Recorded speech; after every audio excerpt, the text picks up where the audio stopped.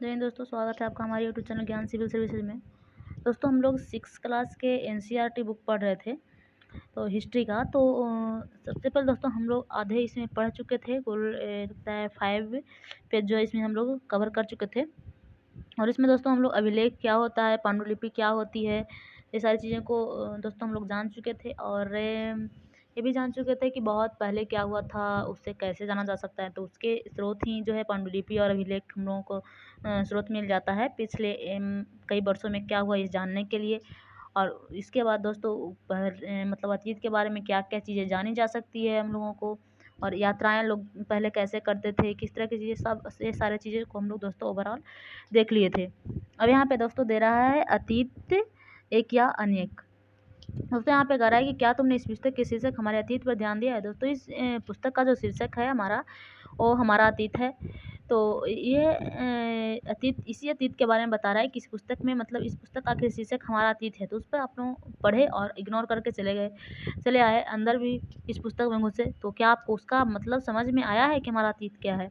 हम बोल रहा है कि यहाँ अतीत शब्द जो है बहुवचन के लिए प्रयोग हुआ है, मतलब अतीत एक वचन के लिए नहीं, बहुत वचन के लिए, मतलब बहुवचन के लिए प्रयोग यहाँ पे किया गया है इस पुस्तक में। ऐसा इस तथ्य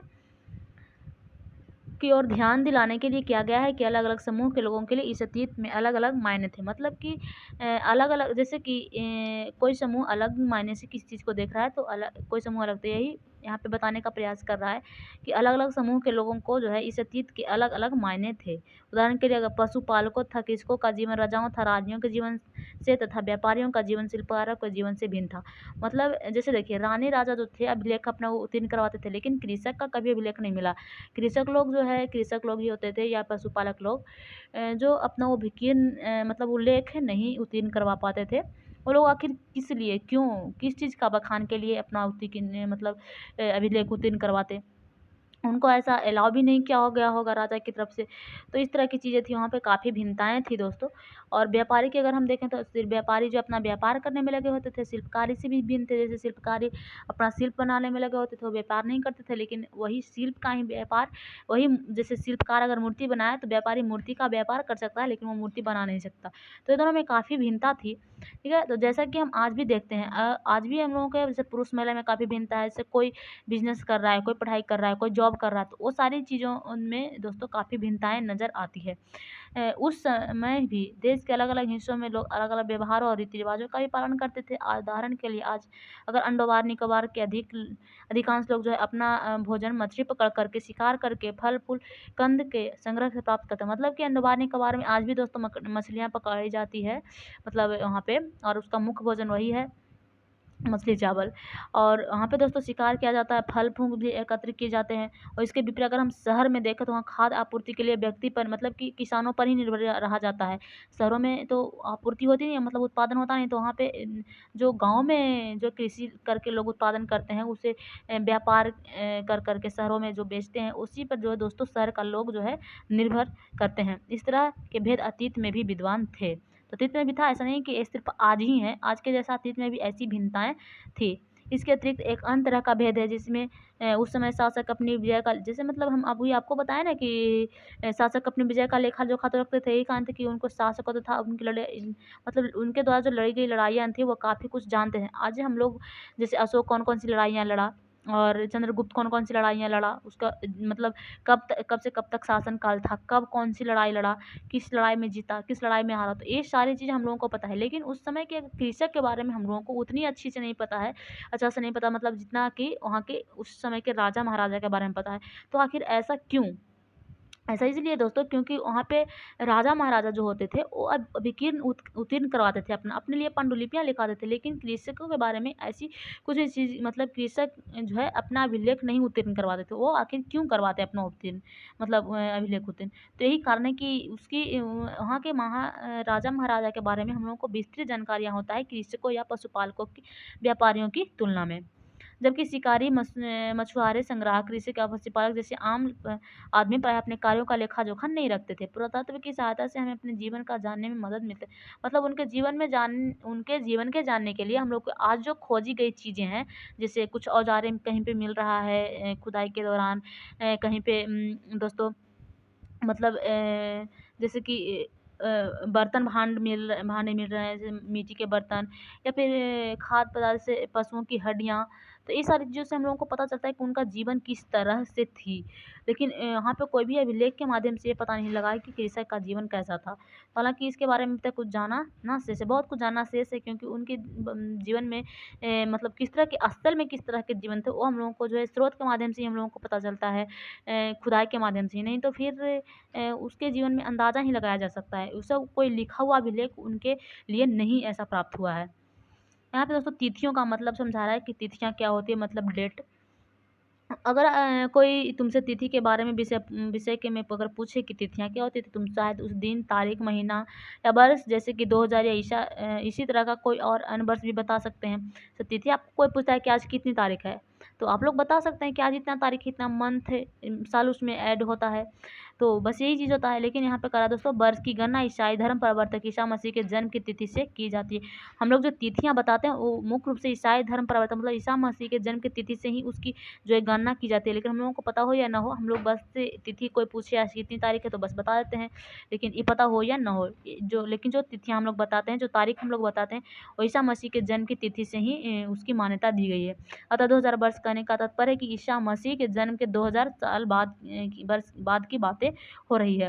दोस्तों आज जैसे हम कहें 2021, तो 2021 जो ईसा मसीह के मतलब ईसा मसीह के जन्म के 2021 साल वर्ष बाद आज है। तो इस तरह के यहाँ पे है। ईसा मसीह का जन्म के पूर्व की सभी तिथियां जो ईसा पूर्व के रूप में जानी जाती है, जैसे कहते हैं ना कि 1900 ईसा पूर्व, 1500 ईसा पूर्व, इस तरह की चीज़ें थी। तो मतलब ईसा पूर्व के जब जन्म हुआ तो जन्म से पूर्व को कहा दिया गया ईसा पूर्व, और जन्म के बाद हुआ तो इसको कहा दिया गया ईसवी। इस पुस्तक में हम 2000 को अपनी आरंभिक बिंदु मानते हुए वर्तमान में पूर्व की तिथियां का उल्लेख करेंगे। मतलब इस पुस्तक में जो है 2000 को अपना आरंभिक बिंदु माना गया है। ठीक है।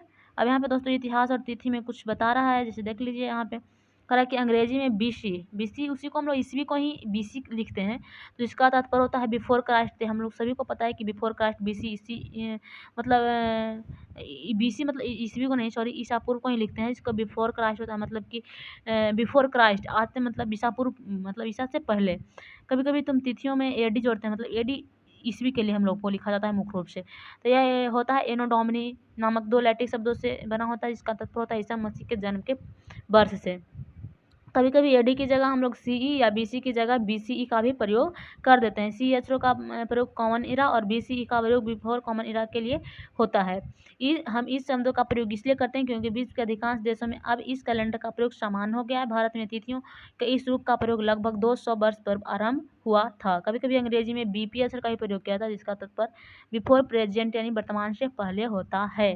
तो दोस्तों मतलब दो तीन बातें, जैसे बीसी है तो बीसीई भी, बीसी या बीसीई ये दोनों जो है ईसा पूर्व के लिए प्रयोग होता है, और एडी और सीआई ये दोस्तों सीई ये मुख्य रूप से ईस्वी के लिए प्रयोग होता है। और एक और शब्द आप लोग याद कर लीजिए, बीपी, बिफोर प्रेजेंट, मतलब बीसी इसको मतलब बीपी ये सुनने से ही लग रहा है बिफोर प्रेजेंट मतलब वर्तमान से पहले, तो इसके लिए प्रयोग होता है बीपी। तो ये सारी चीज़ें आप लोग याद रखिए। ये सब हालांकि सभी लोगों को पता होगा ये सारी चीज़ें। अब यहाँ पे एक अन्य यंत्र दे रहा है दोस्तों, तो इसको हम देख लेते हैं यहाँ पे क्या कर रहा है। जैसा कि हमने पहले पढ़ा, अभिलेख कठोर सतह पर उत्तीर्ण करवाया जाता है। तो हम लोग पढ़ चुके हैं कि अभिलेख जो है कठोर सतह पर ही उत्तीर्ण करवाया, जैसे कोई धातु हो गया या पत्थर हो गया, उसको भी मतलब अभिकेन जो अभिलेख उत्तीर्ण करवाए जाते थे। इसमें कोई अभिलेख कई 100 साल पूर्व लिखे गए थे। सभी अभिलेखों में लिपियों और भाषाओं का प्रयोग, जैसे दोस्तों यहाँ पे लिखा जा रहा है तो लिपि का तो प्रयोग होगा ही, और बोलने में भाषा का प्रयोग होता है। समय के साथ साथ अभिलेख का प्रयुक्त भाषा और लिपियाँ बहुत बदलाव आ चुका है। तो पहले की लिपियाँ कुछ और लिपि में लिखी जाती थी अभिलेख, और आज की अभिलेख कुछ और लिपि में लिखी जा रही। तो इस तरह के बदलाव आए हैं। विद्वान या कैसे जान पाते हैं कि क्या लिखा था, मतलब अब पीछे हम लोग एक अभिलेख भी देखे थे और एक पांडुलिपि भी हम लोग देखे थे। तो उस ना ही पांडुलिपि को और ना ही अभिलेख को हम लोग पढ़ पाने में सक्षम है। कि उसमें मतलब क्या लिखा गया है मुख्य तौर पर। तो यही यहाँ पे बताने का प्रयास कर रहा है, यही यहाँ पे कह रहा है कि विद्वान भी यह कैसे जान सकते हैं। वैसे विद्वान आज हम लोग भी पढ़ लिख कर विद्वान बन सकते हैं। हो सकता है हम लोग भी अगर विद्वान बन जाए तो हम लोग ये कैसे जान सकते हैं, हम लोग अभी तो उसको पढ़ने में समझ नहीं है कि मतलब वो क्या लिखा हुआ है। तो यही यहाँ पे भी बोल रहा है कि विद्वान ये कैसे जान पाएंगे कि वो क्या लिखा था। तो यही बोल रहा है कि अज्ञात लिपि का अर्थ निकालने के लिए एक प्रक्रिया द्वारा लगाया जा सकता है। मतलब एक प्रक्रिया है इसको अर्थ जानने के लिए, अर्थ निकालने के लिए कि वो लिपि में क्या लिखा गया है। तो इस प्रकार अज्ञात लिपि को जानने के लिए एक प्रसिद्ध कहानीकार उत्तर अफ्रीका देश मिस्र में मिलती है। तो ये दोस्तों अज्ञात कहानी मिलता है, उत्तर अफ्रीका की कहानी है मिस्र में। ये कहानी क्या है दोस्तों, ये कहानी है 5000 साल पूर्व की, इसमें जहाँ पे राजा रानी रहा करते थे। तो ये कहानी दोस्तों देख लीजिए, ये इस प्रकार से है, देख लीजिए इसको थोड़ा सा पढ़िएगा नीचे। तो ये चीज़ दिया गया है जो चित्र, उसके बारे में समझ में आएगा। थोड़ा नीचे हम लोग पढ़ लेते हैं पहले कि कहानी क्या है। मिस्र के उत्तरी तट पर रोसेटा नाम का एक कस्बा है। उत्तरी अफ्रीका में जो मिस्र देश है उसके उत्तरी तट पर एक कस्बा है रोसेटा, मतलब गांव, वही कस्बा कह लीजिए या गांव कह लीजिए। मतलब गांव थोड़ा बड़ा होता है, कस्बा थोड़ा छोटा होता है। तो एक कस्बा है रोसेटा, उस मतलब कहाँ में है, मिस्र में है। तो वहाँ पे एक हिस्सा वहीं से है। यहाँ से एक ऐसा उत्कीर्ण पत्थर मिला है, मतलब वहाँ भी अभी उत्कीर्ण उत्तीर्ण करवाया गया हो, तो वहाँ पे एक पत्थर मिला है जिस पर उत्कीर्ण करवाया गया है, जिस पर एक ही लेख 3 भिन्न-भिन्न भाषाओं तथा लिपियों में है। जैसे दोस्तों अगर एक ही चीज़ को 3 भाषा में लिखा जाए और 3 लिपि में लिखा जाए और किसी एक लिपि का हमको ज्ञान हो तो उस सारी लिपि का तो हमको ज्ञान हो जाएगा।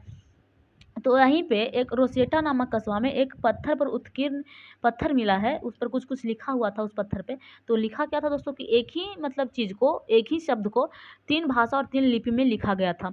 और भाषा लिपि था दोस्तों यूनानी मिस्र लिपि के 2 प्रकार, मतलब यूनानी और मिस्र लिपि का ही 2 अलग-अलग प्रकार लिखा हुआ था।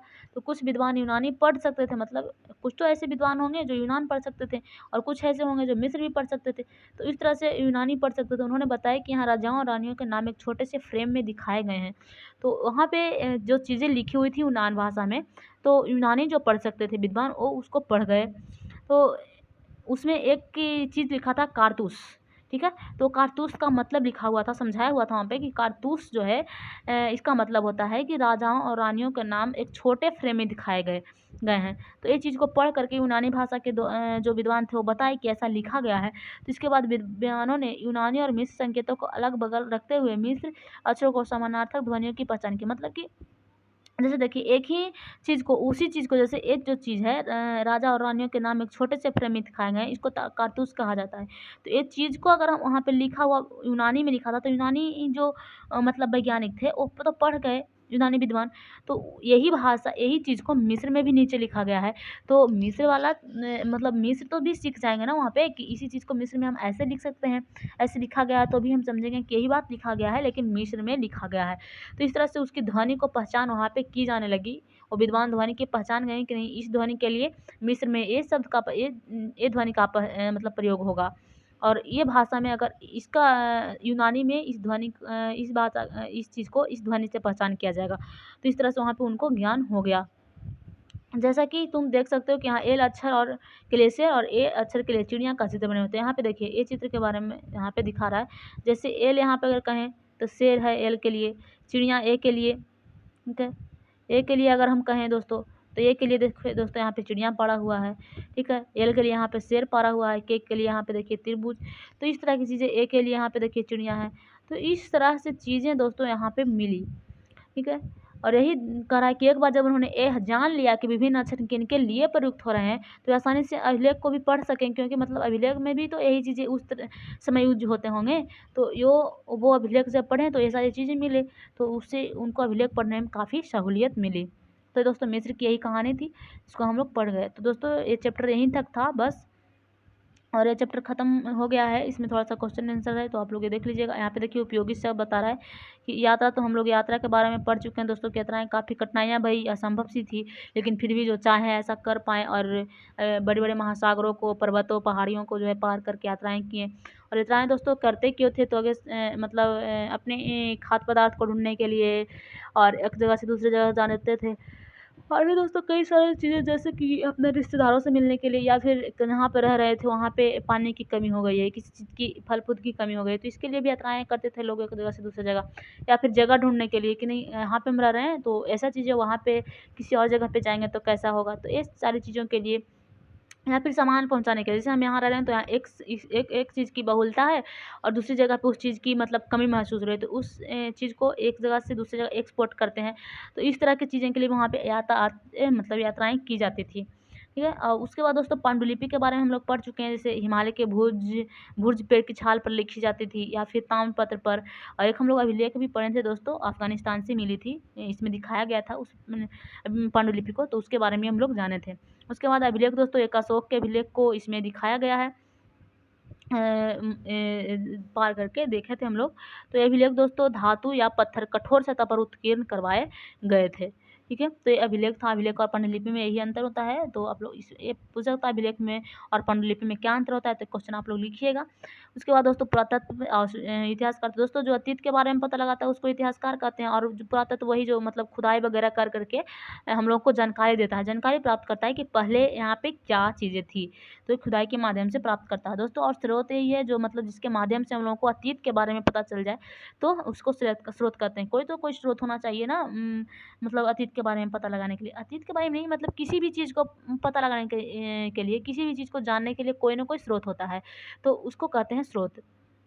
ठीक है? और अगर किसी भी चीज़ की स्रोत के बारे में अगर हम लोग को पता चले दोस्तों, तो मतलब उस चीज़ की जानकारी प्राप्त करने में काफ़ी इंटरेस्टिंग फ़ील होती है, काफ़ी रोचक लगने लगता है। उसके बाद अज्ञात लिपि क्या होती है, तो अज्ञात लिपि हम आप लोगों को बता चुके हैं। उसके बाद अर्थ निकालना, तो ये सारी चीज़ इस किताब में शब्द प्रयुक्त हुआ है, इसलिए ये सारी चीज़ यहाँ पे ये शब्द दिया गया है।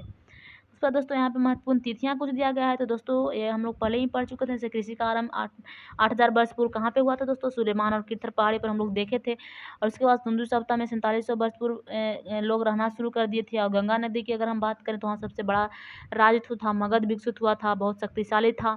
और ये यहाँ पे कब हुआ था? 2500 वर्ष पूर्व यहाँ पे जो है नगर का विकास हुआ था। दोस्तों वर्तमान में 2000 वर्ष पूर्व, मतलब वर्तमान यहाँ पे 2000 वर्ष पूर्व दे रहा है।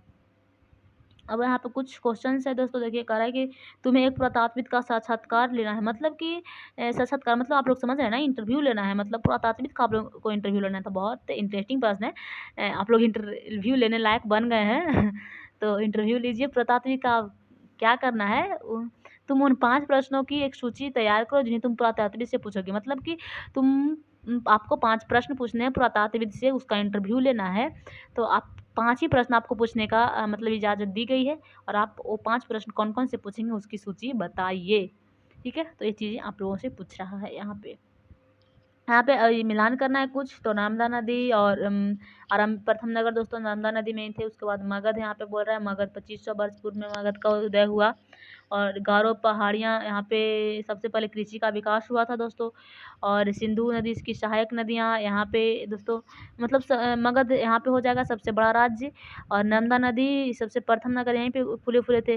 और नर्मदा घाटी लगभग 2500 वर्ष पूर्व इसमें जो है यहाँ पे किए थे। और गारो खासी जनता में आरंभिक शहर फूले थे। और यहाँ पे दोस्तों देखिए तो इस तरह से आप लोग एक चीज़ को मिलान कर लीजिए, मिलान हो जाएगा। और दोस्तों यहाँ पे आपको इस क्वेश्चन के बारे में हम अभी बता रहे थे, पांडुलिपि और अभिलेख में क्या अंतर होना चाहिए, तो प्रमुख अंतर आप लोगों से पूछ ही दिया। ये आप लोग क्वेश्चन बना लीजिएगा, बन ही जाएगा क्वेश्चन। अब यहाँ पे दोस्तों यह पूछ रहा है कि रचयिता के प्रश्न को मतलब फिर से पढ़ने के लिए बोल रहा है, उसका उत्तर आप दे सकते हो, तो इसको देने के लिए बोला है। तो आपको उसका प्रश्न का उत्तर देना मतलब आसान हो गया है, क्योंकि उसका प्रश्न दोस्तों यही था कि एक अखबार पढ़ रही थी और उसमें मतलब एक सुर्खी मिला था उसको। एक सुर्खी देख कर के उसको ऐसा प्रश्न उसके माइंड में आ गया था कि बहुत साल पहले क्या हुआ था, उसको कैसे पता लगाया जा सकता है। तो काफ़ी सारे प्रश्न मतलब स्रोत है, जैसे खुदाई किया जा करके भी, या फिर पांडुलिपि के माध्यम से, अभिलेख के माध्यम से, तो बहुत सारे स्रोत हैं, इसके माध्यम से जो है अतीत के बारे में हम लोगों को पता लगाया जा सकता है। तो इसका आंसर भी आप लोग आसानी से दे सकते हो। उसके बाद दोस्तों यहाँ पे करा है पुरातात्विकों द्वारा पाई जाने वाली सभी वस्तुओं की एक सूची बनाओ, इसमें कौन सी वस्तुएं पत्थर की बनी हो सकती है। तो मतलब पुरातात्विक जो भी चीज़ें प्राप्त किए हैं उसको एक सूची में बनाने के लिए बोल रहा है। उसमें पत्थर की जो चीज़ें बनी हुई उसको भी यहाँ पे लिखने के लिए बोल रहा है। मतलब पत्थर की, जैसे पत्थर की क्या क्या बनी हो सकती है, अभिलेख भी पत्थर पर उत्कीर्ण करवाए थे जैसे, तो लेकिन अभिलेख को छोड़ दीजिए, ये खुदाई की बातें कर रहा है। तो औजार हो सकता है, औजार भी पहले पत्थर से ही बनते थे, या फिर दोस्तों मतलब सिक्के वगैरह भी पत्थर से, तो काफ़ी चीज़ें पत्थर का उपयोग हुआ होगा। तो आप लोग इसका सूची बना दीजिए। सामान्य स्त्री तथा पुरुष अपने कार्य का विवरण क्यों नहीं रखते थे, इसके बारे में तुम क्या सोचती हो?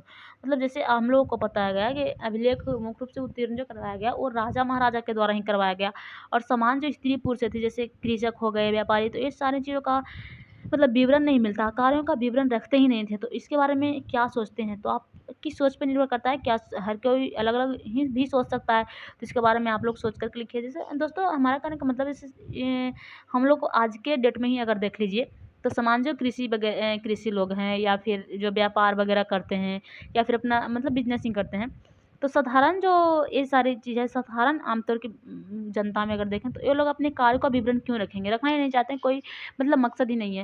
लेकिन अगर वही बड़े-बड़े एनजीओ हो गया, बड़े-बड़े मतलब जैसे हम लोगों के आज सरकार है, संसद है, या फिर मतलब बड़े-बड़े फैक्ट्रीज़ वगैरह के मालिक हैं, तो ये सारी चीज़ जो उनका कार्य का तो विवरण होता है ना, जैसे अभिलेख में हो भी या फिर पांडुलिपि में, कहीं न कहीं उनका अभिलेख ज़रूर भविष्य के लिए सुरक्षित है। लेकिन अगर साधारण सी स्त्री-पुरुष की बात करें तो उनका मतलब कोई भी कार्य का विवरण सुरक्षित नहीं है। तो इसके बारे में आप लोग क्या सोचते हैं? क्यों ऐसा है? तो ये भी आपको सोच कर के लिखना है। कम से कम 2 ऐसी बातों का उल्लेख करो जिनसे तुम्हारे अनुसार राजाओं और किसानों के जीवन में भिन्नता पता चलता है। तो बहुत सारी ऐसी बातें हो सकती है जिसमें राजा और किसान बहुत भिन्न थे, तो इसमें 2 बातें आप लोगों को लिखनी है, तो बहुत सिंपल बात है। वो दोस्तों बोल रहा है कि पृष्ठ 1 पर शिल्पकार शब्द का पता लगाइए। तो शिल्पकार कहीं पे दिया होगा, उसमें पता लगाने के लिए बोल रहा है कि आज प्रचलित कम से कम 5 भिन्न-भिन्न शिल्पकार की सूची बताओ। क्या वे शिल्पकार स्त्री पुरुष दोनों हो सकते हैं? तो हाँ, बिल्कुल सी बात है। शिल्पकार कोई भी हो सकता है, स्त्री या पुरुष कोई भी हो सकता है। अतीत की पुस्तकें किन-किन विषयों पर लिखी गई थी? तुम इसमें किन विषयों को पढ़ना पसंद करोगे? मतलब कि अतीत में बहुत सारे विषयों पर लिखी गई थी, कोई भी विषय हो सकता है, लेकिन आप उनमें किसको पसंद करना चाहते हैं पढ़ना, ये आप लोगों से पूछ रहा है। तो दोस्तों यही था, ये हम लोगों को चैप्टर 1 क्लास 6 की तो पूरी खत्म हो चुकी है, और मुझे उम्मीद है कि आप लोगों को अच्छी समझ में आई होगी एक किताब की जो वर्णन हम किए। तो अगर आप लोगों को अच्छी लगती है तो वीडियो को लाइक कीजिए, शेयर कीजिए और सब्सक्राइब करना मत भूलिए। ठीक है दोस्तों? तो जय हिंद दोस्तों।